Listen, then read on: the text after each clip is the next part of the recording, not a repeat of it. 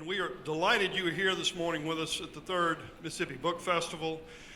And at the risk of brevity, our conversation with Richard Ford will be led by, or be joined in by Rob Pearigen, the distinguished president of Millsaps College, a graduate of the University of the South at Sewanee with graduate work including his PhD at Duke in political science. Richard, of course, is one of our finest of writers, this country and any other, winner of the Penn-Faulkner Award, Pulitzer-prize winner, who went to elementary school right up Congress Street. And so with no further ado, I'm going to turn this to Rob Pearigen with Richard Ford.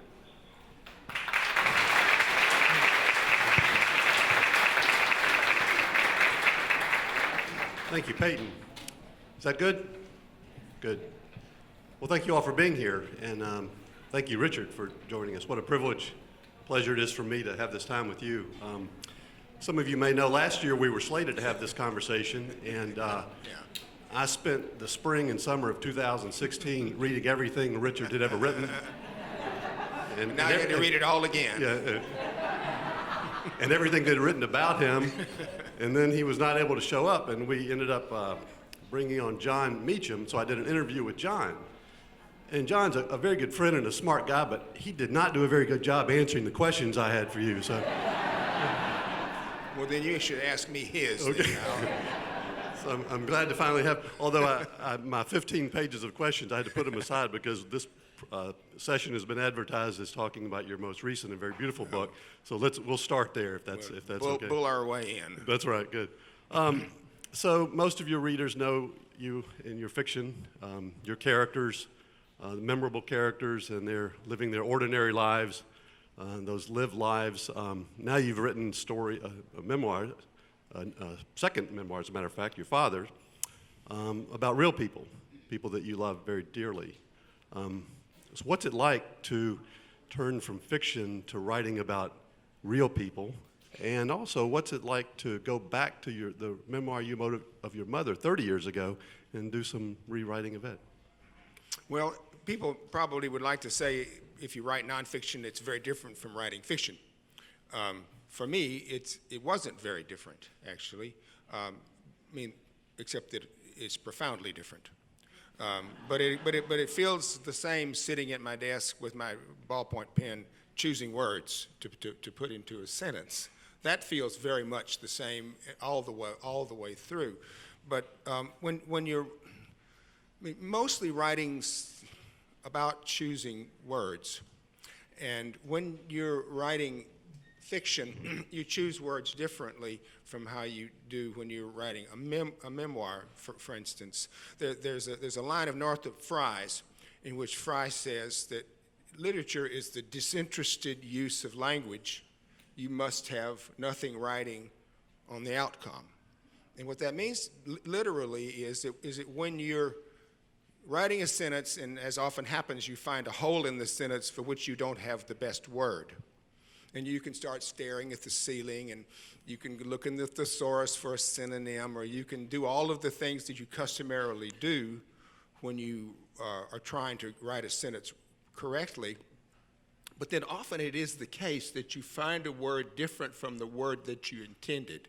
And it may be because what you really were looking for was a word that had 3 syllables rather than only 2, or that had a long A sound. And so you try that word that you've dreamed up and you stick it into your fictive sentence, and suddenly it feels right, but it alters the nature of the sentence that you've written.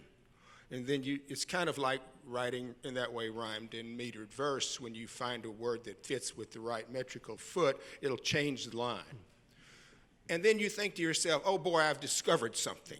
I didn't know that's what I meant, but this is now what I meant.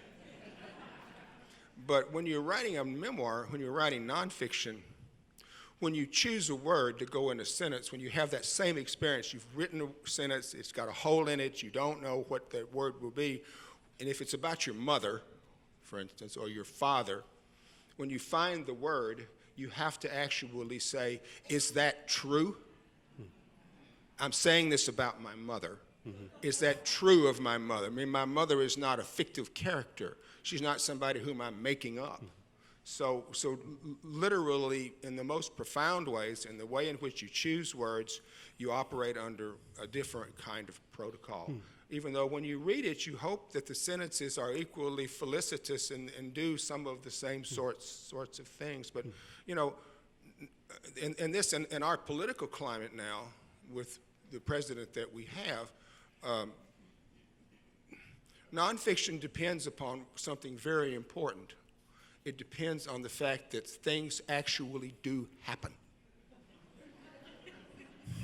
And that the language that describes the things that actually happen has to be true to the fact that this thing actually happened, unlike we know.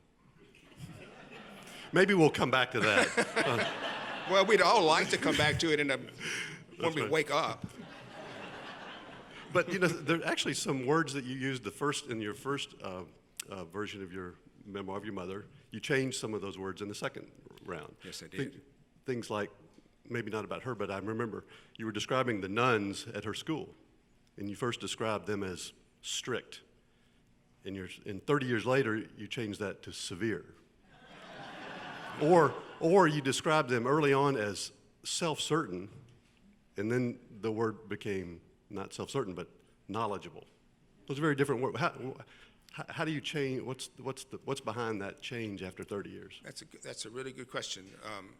My wife's a writer too, and she wrote a sentence once, which I'm her editor, and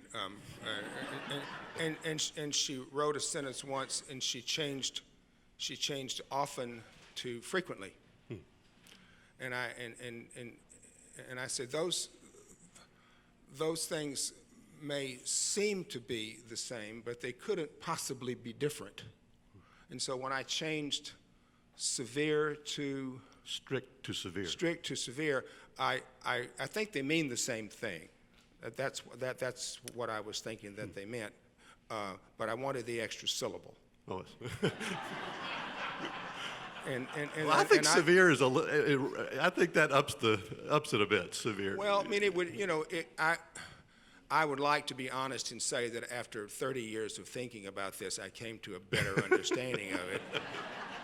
But for me, those words were more or less meaning the same thing, and I liked the other word better. So in other words, there is a little sliding room to the side, even writing what you think is true. Good. It's your writing. That's good. Yeah. So, I mean, you have to choose the word. right. And I knew when I was changing those words, I thought to myself, there's going to be somebody, and his name is Rob Pearigen, and he was going to find out when I changed something from and to, and how does that line up with your philosophical views about things actually happening? Well, you describe writing as a high calling, and that when you write, you're interested in both entertaining and enlightening. Yes. Is writing fiction, is writing the memoir, did you find that a different experience in your work as a writer with that high calling? Well, what I meant by high calling, I think, is that writing, imaginative writing, nonfiction writing, is done for others, and it is not done for oneself. And it is done in behalf of Leavis's line, which says that literature is the supreme means by which we undergo a renewal of our emotional and sensuous life and learn a new awareness. So that's a high calling to me, right there. If you're going to perform that act for a bunch of people, then I think that you're doing something that's worth doing. But in the difference then between memoir and fiction within that protocol, Eudora's got a line someplace that Michael Kraling quotes in Author and Agent, which is a great book, by the way. If you haven't read that book about Eudora and her relationship to Dermot Russell, it's called Author and Agent by Michael Kraling, who's at Vanderbilt. Eudora talks about their rival validities. And what she means by those rival validities is that there is the validity of things that actually happen from which your fiction might be drawing, and then there are the validities of the story, which has its own set of governing rules and validities. And it seemed to me that, that between those two rival validities, I couldn't do as well making up my mother or making up my father, which I could have done, as I could have done adhering to the validity of what actually happened, as piecemeal and as minimal as those things were for me to remember. So I chose a kind of validity that I pursued, and you know, there's a way in which literature of any kind, imaginative literature or nonfiction literature, helps the reader understand what it means to be himself or herself.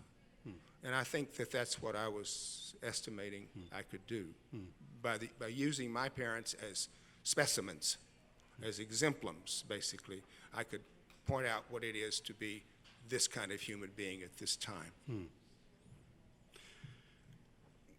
You talk a lot about, or you've referred to light and dark in your writing. You enjoy writing humorous things. You said you sort of take pleasure in laughing when you write something that's enjoyable. And I think your fiction is, I love it. Thank you. It cracks me up. Thank you. Cracks me up. Even some of the gloomiest settings, circumstances, there's something very funny you have in there, and I love that. Was it different, or how is it different in writing fiction, writing about your parents? Does where does the humor that's so characteristic of your work come into play in writing about your parents? Very damn little.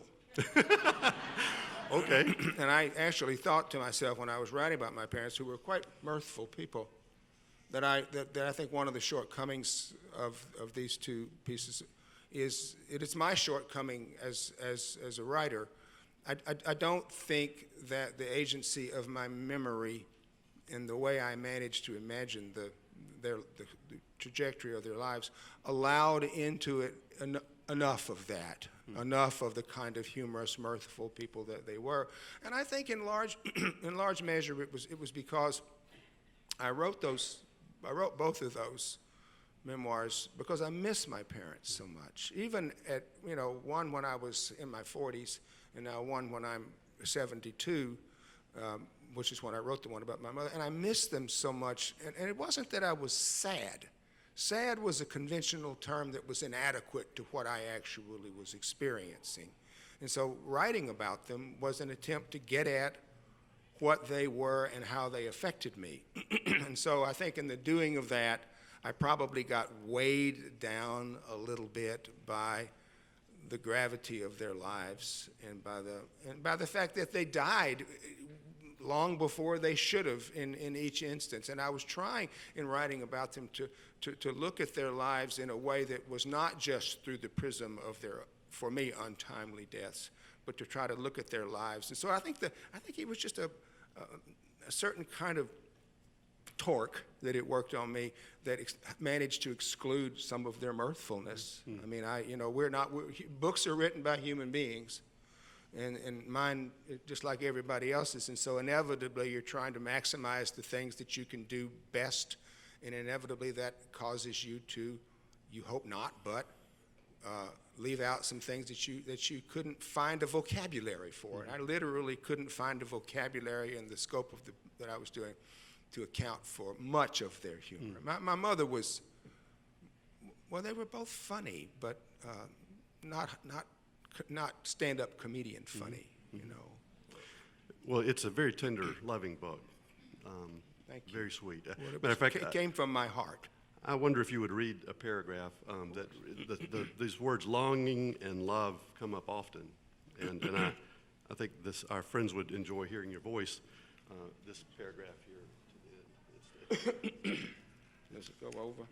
Just stop Okay. at the end of that. This one right here? Yes. Okay. A friend said to me recently that to him, my parents' lives you've now read about, this is the afterword, seem sad. But setting aside their relative brevity, my parents' lives do not seem sad to me, nor do I believe they themselves would have thought that sadness characterized their days. There was sadness, but when they were together, including when I was with them, and often because of it, their life, I believe, seems to them better than any life they could have expected given how and where they'd begun. To say what this better life amounted to is in some ways a light I have tried to shed. Writing these two remembrances indeed have been a source of immense exhilaration for me, quite different from what I would have expected given the longing I often experience. I was fortunate to have parents who loved each other, and out of the crucible of that great, almost unfathomable love, loved me. Love, as always, confers beauties. Thank you.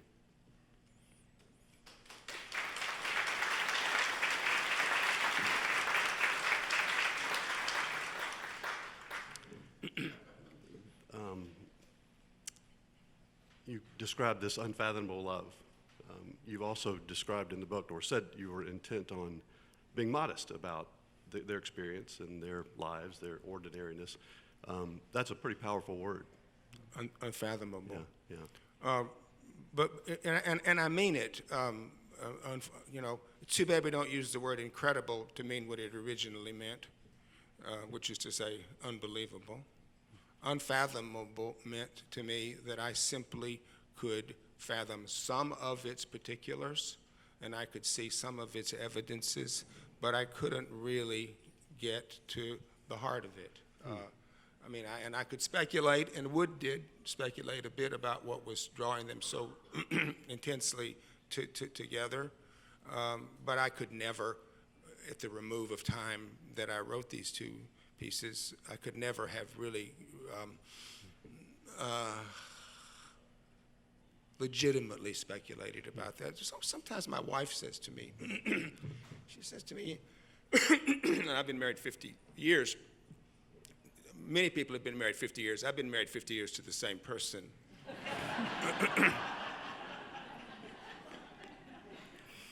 But she says to me, tell me why you love me. And I'm always stumped for an answer. Well, when After 50 years, 50 you years, still have I'm no closer to knowing, though I've crawled through all those years of the weeds of our relationship, thinking how much I liked everything. But I thought to myself, I don't know, and I didn't say that just to be evasive, though I was being evasive. I think you have to find a way to preserve some mystery in life, and it doesn't harm the events themselves that certain kinds of penumbral mysteries are retained. So I'm sitting here thinking to myself, oh shoot, we're going to have breakfast now, and I'm going to have to list the reasons that I love my wife. And they always start off with, well, you're really pretty. And then after that, she doesn't care as much as she is about the other things. Well, you titled your memoir of your father Gone, and he was gone a lot. You mentioned, and you actually say, barely an hour, this long, and you miss him very much. You said, barely an hour goes by on any day that I don't think of my father. My father died in 1960. Yeah. Have you had thoughts of your father this morning? Yes. Tell me about that. But you know, I don't think that's so strange. I mean, for a certain kind of person, and I don't think that I'm unique, I sometimes think that that goes through my mind almost any given day, 90% of the things that I ever did. I just think that my mind is a team with remembrances of things that I did, by which I mean important things. And because my father's death was so dramatic, he died in my arms, then his life was, in an approximate way, also dramatic. So I do think about my father all the time, and not in a sad way. And some of that is not that I wish he was still here, because he wouldn't be here now. He would be too old to be here. But so I do, and I think that's normal for a certain kind of person. I mean, and not every kind, but for many kinds of people. I think of my mother every day too. I think of my grandparents every day. I mean, maybe that's one of the things that makes a person be a writer, that things get installed in your brain of a consequential nature, and they don't go away. They just stay. And they, insofar as they stay, they invite language. They become, by their residence, a call to language. Because normally the conventional language of missing someone is so inadequate to the experience. And one of the things that imaginative literature or nonfiction literature is to try to find language which is adequate to the experience somehow. There's a line of Archibald MacLeish in a wonderful little poem that he wrote called Ars Poetica. And he's talking about poetry, and he said, what is it? Poetry shouldn't be true, but should be equal to. Poetry shouldn't be true, but should be equal to. And what that means is I'm trying to find language that is not necessarily true to the way I feel, but equal to the way I feel, insofar as the actual truth of the language that I would find would probably end up being inadequate. So it remains to an extent metaphorical. Well, you also mentioned, I love this about your father. You said he was in most ways not a dexterous or skillful man, but in the art of being loved, he possessed a talent, which is surely a virtue worth noting, one that confers benefits superior to most. I'd like to hear a little bit more about this superior virtue, this art of being loved, and did he pass it on to you? Well, I hope so. It's a thing to be wished for, if you can be the object of someone's love. In some instances, I think perhaps he did. But, my father couldn't do really anything. He could barely hammer a nail without damaging himself. He couldn't make a barbecue work. He couldn't hang a boxing punching bag on a wall. We hung it on the wall in our house on Berlin Drive once, and I went in and hit it one time. It fell off. He just couldn't make things, couldn't fix things, and this is an instance of facing my father and finding that the word doofus was not adequate to who my father was. And so I really thought. I thought, what was my father actually most adept at? His mother adored him. His wife adored him. I adored him. His sister adored him. His nephews and nieces adored him. And so when I came up with that phrase, opposite to what I said when we started talking, I thought, is that true? That my father probably was best in life at being loved? And I liked the line. I thought, oh, well, that's a really good line. You'd like to be able to say that about your father. But then I had to say, well, yeah, but is it true? And actually, I thought after thinking, because I could have thrown it away, I thought it was true. I thought, and once I thought both that it was a good sentence and it was true, well, then you're Stuck with it. You're going down the road then.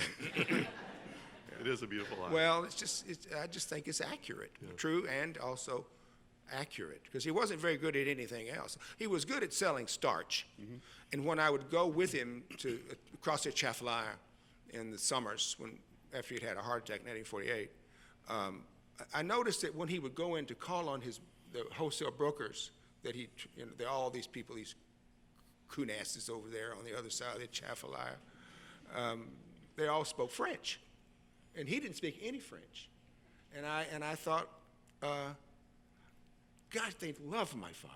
They're so happy when my father walks into the office and sees them. He didn't speak their patois at all, but they adored him. And I thought, well, surely that is what the thing is that he is at most adept at being liked, having affection for it. I love that. Thank you. Would you read one more passage? Sure. Some beautiful lines about your mother. They're at the end of those two paragraphs. Does one ever have a relationship with one's mother? I think not. My mother and I, were never bound together by much that was not typical duty, regret, guilt, embarrassment, etiquette. Love, which is never typical, sheltered everything.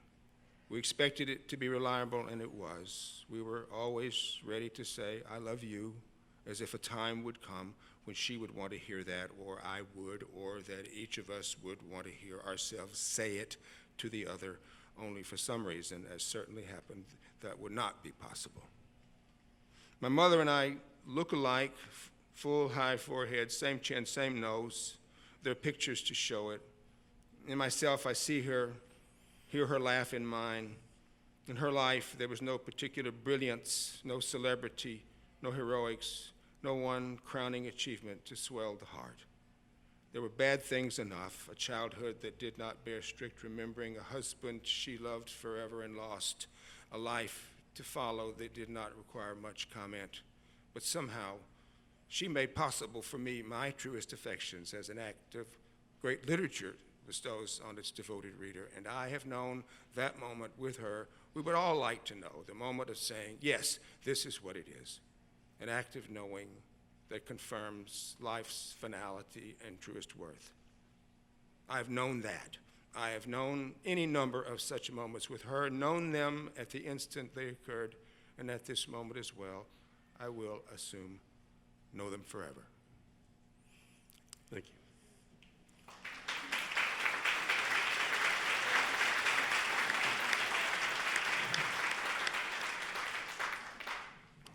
It's very beautiful. Thank you.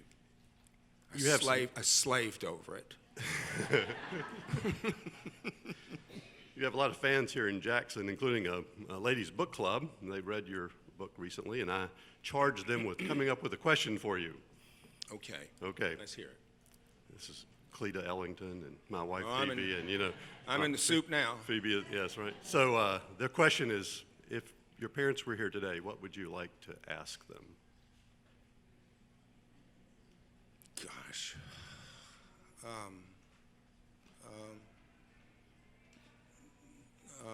Where they spent their wedding night.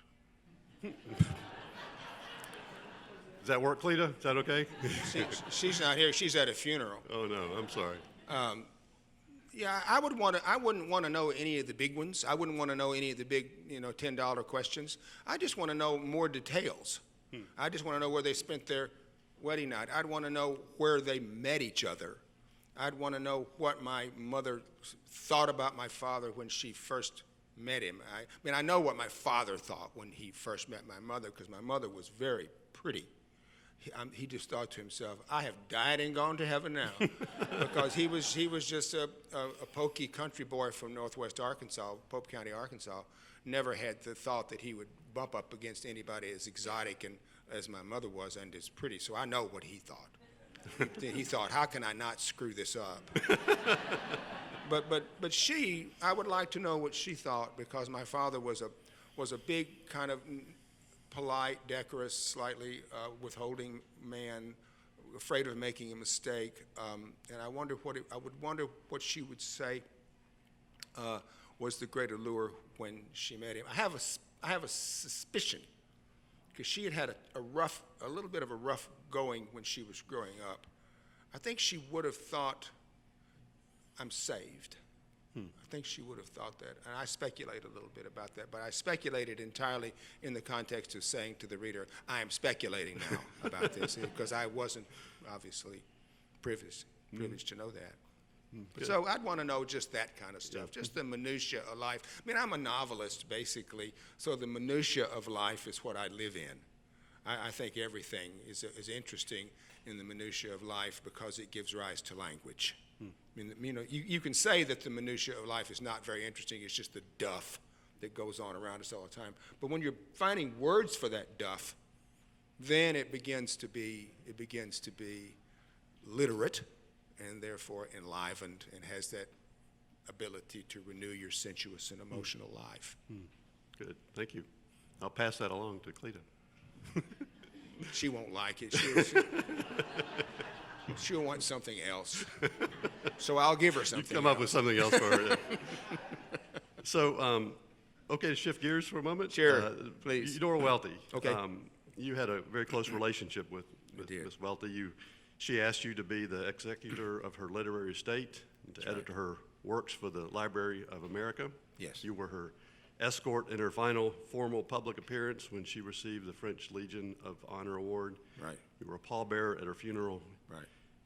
Some years ago in an interview, you said, knowing her and having her like my work has been one of the great cherishable events in my life. Yeah. Writing stories and writing essays are really received habits, and who I receive them from is her. Yeah. Can you talk a little bit about your relationship with her?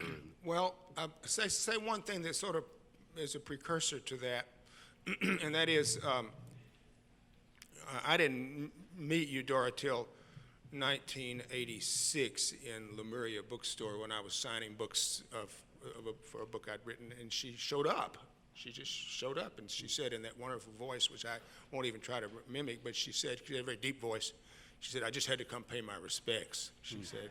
And I had sent her both the books that I had written previously, and she did not come and pay her respects about those. And I thought, well, she doesn't like me, you know, because I thought, well, she had to know who I am, because I grew up down the street, literally.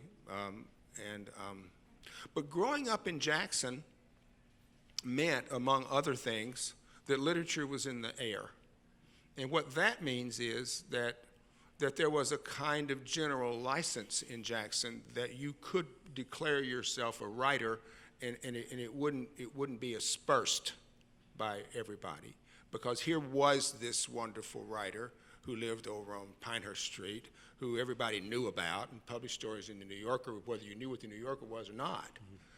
You kind of knew that Eudora was a writer. So before I ever wrote a word, before I ever knew her, before I ever read a word of hers, there was already conferred upon me and others, needless to say, Barry, people like that, even though Barry might not say the same things, that being a writer was possible. And that at such a low level of impulse, that's so crucial because you're going to have to be a writer, and it's not an heroic job unless you do something heroic with it.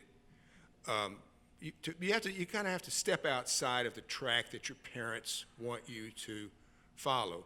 Nobody's parents ever say to their dyslexic, difficult, and troubled son, "Richard, I want you to be a novelist." But Eudora, in her way, let that be in the air in Jackson, and we all felt it, whether we became novelists or writers or didn't. I didn't start reading Eudora till, I think I read A Worn Path in college, and I responded to A Worn Path the way I responded to Chekhov, which was that something's going on here and I don't know what it is, because I'm not smart enough to know what it is. And then I read other things while I lived at the PO, all the sort of anthology chestnuts. And it was so important to me because I came from a fairly literalist background. If somebody wanted you to do something, if somebody thought something about you, if it was said specifically.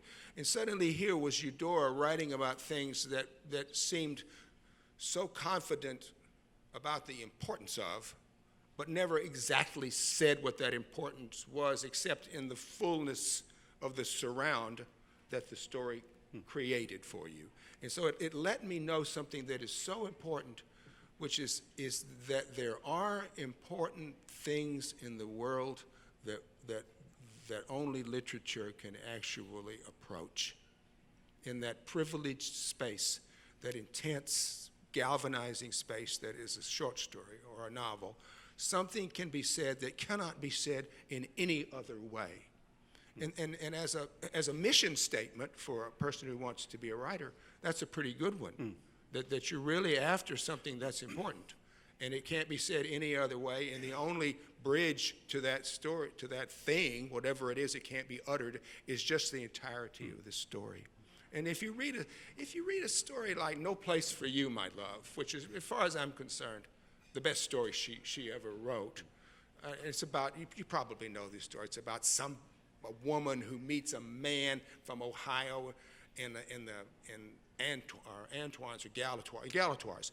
And then it's hot like it is now, and they get in his convertible and they drive down to Venice at the end of Plaquemines Parish. And nothing ever goes on. Nothing, have a love affair except in the most subtle of ways. And they go down there and they go to some juke joint and they have some crawfish, and then they get back in the car and they drive back to I think they're staying in the Monteleone. In my version of that story, they're staying in the Monteleone. And then she gets out and he goes away.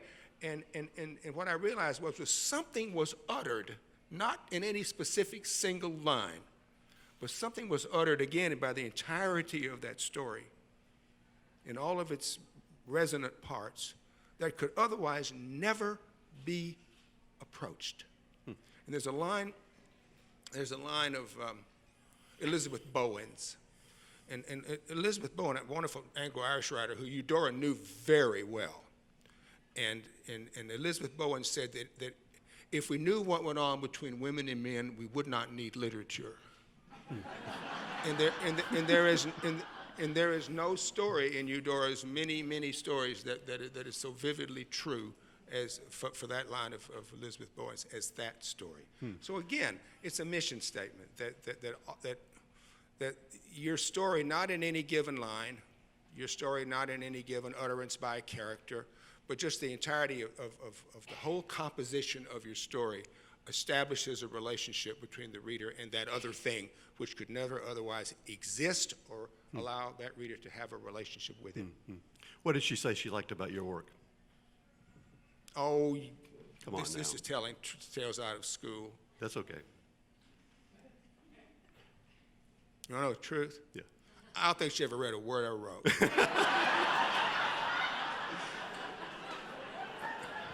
Well, now, so wait a minute. I've got this interview. She thought I was a nice boy, and I was. No. In this interview, you said knowing her and having her like my work has been one of the two. So. Well, she said she did. Okay. But when someone who's Eudora Welty and she's 78 years old says, "I loved your last book," you don't say, "Oh, really, Eudora? What did you like best about it?" Well, I just thought maybe along the way. So she, as we all know, the notion of place, knowing one place well helps you to understand all places better. She lived in the same home, traveled extensively, but lived here in Jackson, same home all those years. You've sort of moved around a bit. Yes. And that notion of place, in some of your works, even this, I think there's this one line in the Sports Writer or Independence Day where you end the paragraph saying place means nothing. That's right. So talk about the two of you and your notions of place. Well, they are our two notions. If it is accurate that what Eudora felt about place is represented in her essay called Place in Fiction, then she and I don't agree at all. I just don't hold with what she believes. She believes, and again, this essay, she's slippery as an essayist. She didn't want to take too firm a position on a lot of things. Well, she would in her stories, but in essays she was on less confident ground, I think. She thought that the way you are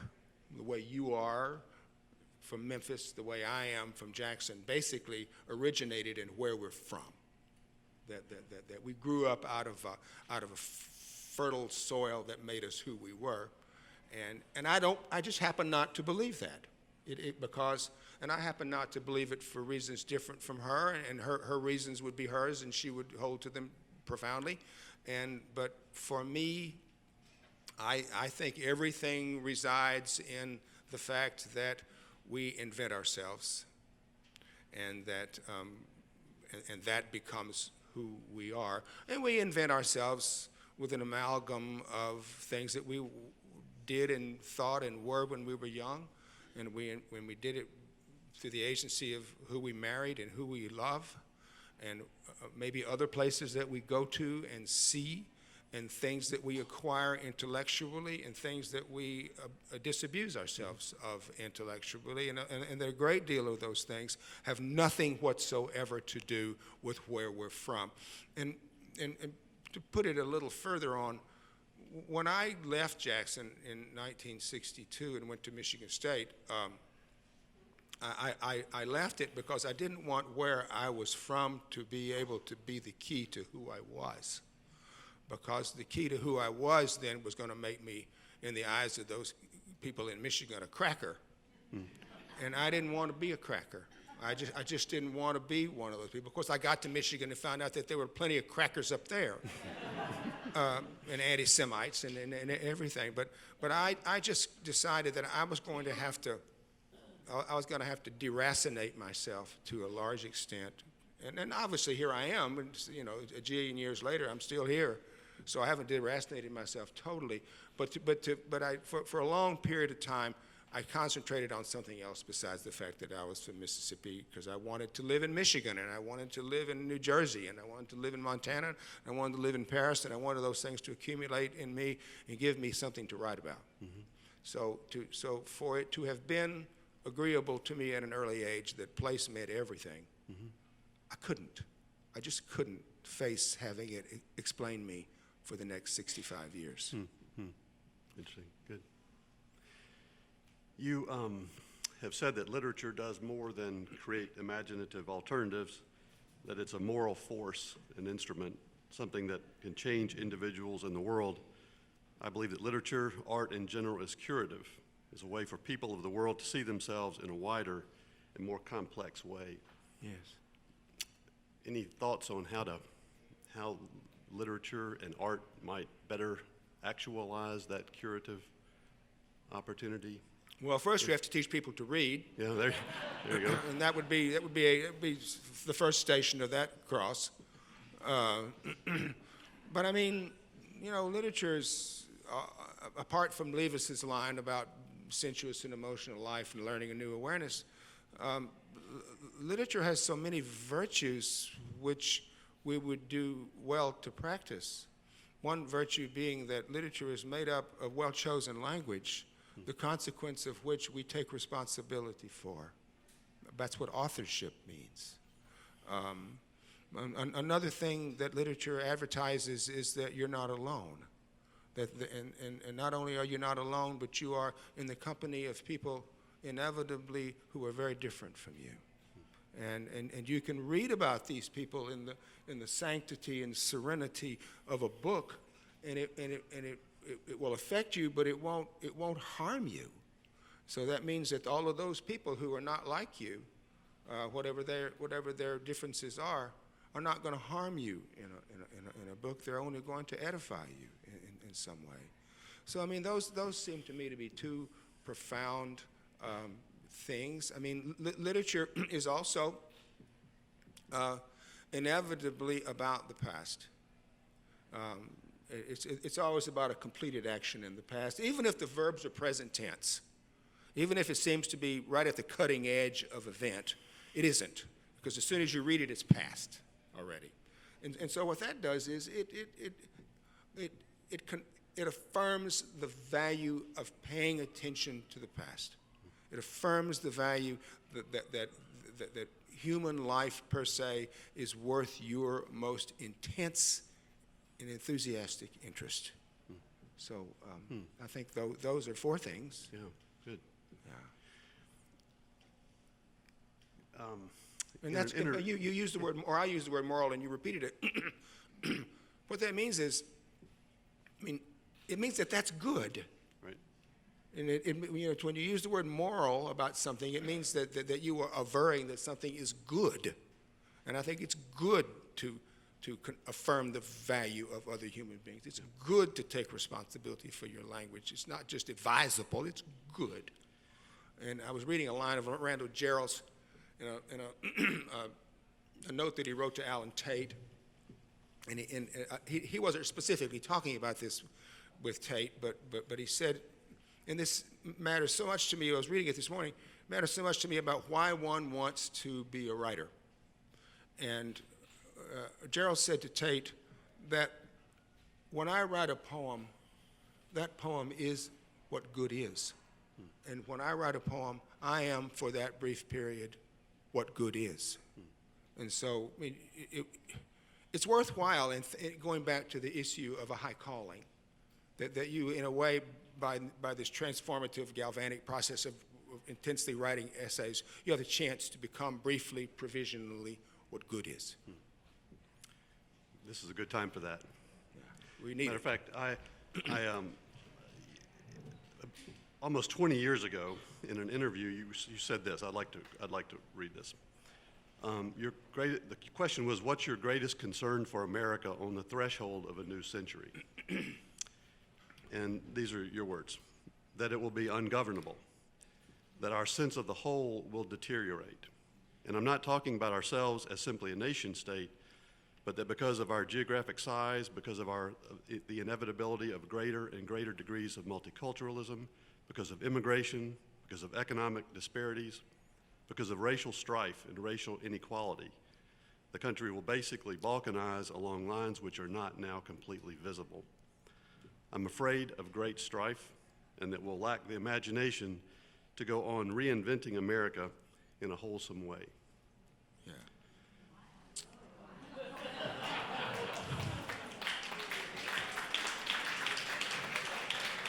Well, too bad I was right. I certainly didn't want to be right, but that's how,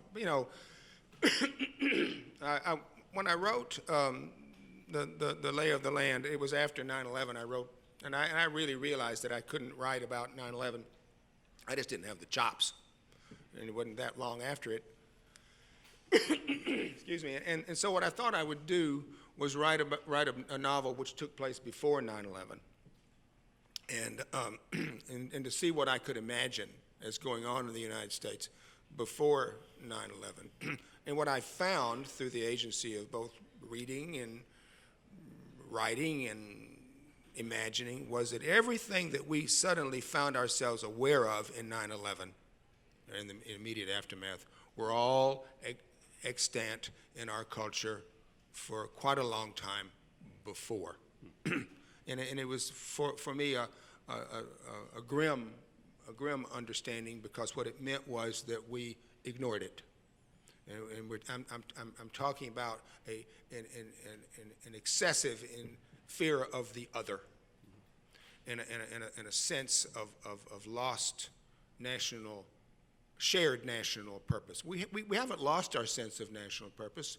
We just lost a shared sense of national purpose at that time, and it rendered us vulnerable, which we were, and when we are again. So I mean, most of the things that we are looking at when we look at what's happening in Charlottesville, or when we're looking at what have been going on, we know this. We're Southerners.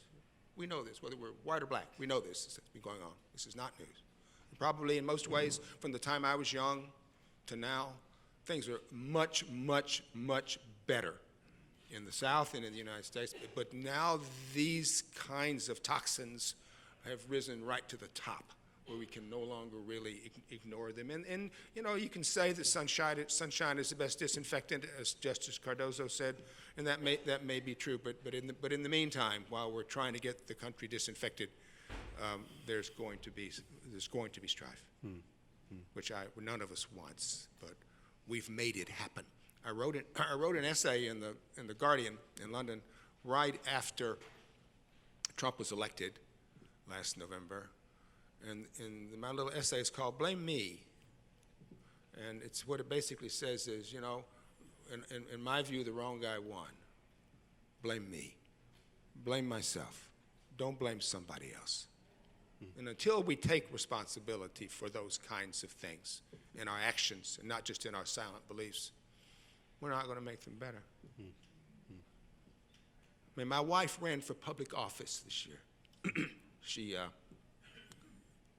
We live in a little fishing village in Maine where the Board of Selectmen, as they're called, is all good old boys who went to high school together, all good old white boys, and she just ran for selectman and outdistanced them all. And what she said to me was, she said, I cannot just sit at home. I cannot just sit at home and wring my hands. I've got to go out. Because I was writing for the public press, and so I was doing what little I could do. But she just thought, I have to do something here. And so those kinds of small gestures, those kinds of consequential gestures, are available to all of us. You were a page in the House here.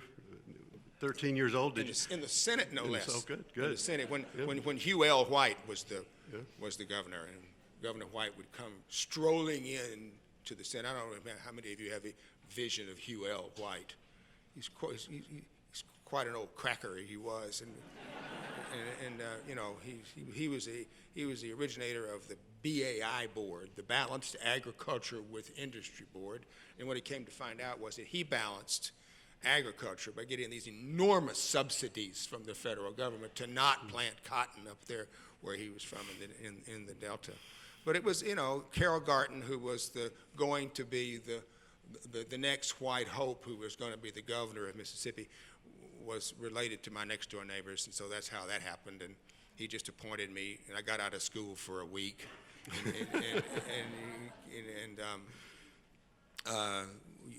pages sit right up in the well of right below the well of the Senate, and you're kind of sitting there looking like this, like a deer in the headlights, because these legislators, and I mean that's euphemistically, obviously, these legislators would snap their fingers like that, and as soon as they snapped their fingers, you had to hop. And that's what we did. We just hopped all week. We're just running here and running into this room and running into that little anteroom where we were at literally the beck and call. And then you were sending messages up to the governor's office, or most of you were sending messages over to the House about what needed to happen. And it was just, I mean, you really wouldn't call it a civics lesson except in the most bizarre ways. But it was supposed to be edifying. It was only risible, is what it was. I'm afraid we're just about out of time. It's gone very fast. I know. I've got too much to say, or too many questions. Well, you have all those. Have you had 2 years to work this out? I know. You're going to have to come back, but I will say this. I have loved your concept or notion of secular redemption. Yeah. That's a very beautiful. Can you say just a word about that, and then I'd like to read one last. Well, it's secular for me because I'm not a believer. I'm not a Christian. I'm not a person who practices religion. I don't study theocracy. I mean, it's a wonderful line of Mencken's, and Mencken says the theology is the theory of studying the unknowable in terms of the not worth knowing. And that has always been how I've done it. And yet I consider myself a kind of spiritual person insofar as I believe that there are things that go on that I don't know about and that will affect me. And so that in trying to be a writer, I am trying, as we were saying before, to give language to those things for which I only have a kind of impulsive sense might exist were I able to give it shape and form in language.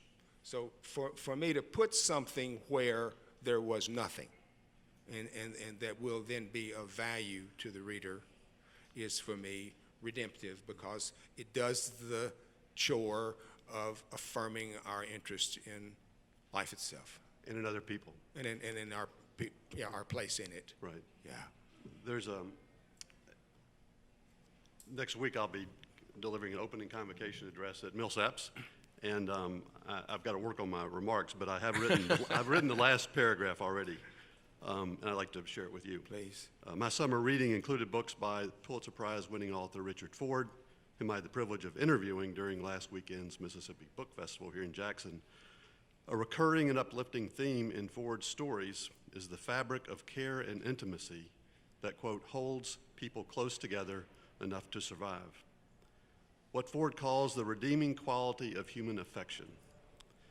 May we as citizens of the Millsaps community do all in our power this very year to embrace and love one another in all our differences, and to claim and live into, on a daily basis, that redeeming quality of human affection. Thank you. Thank you.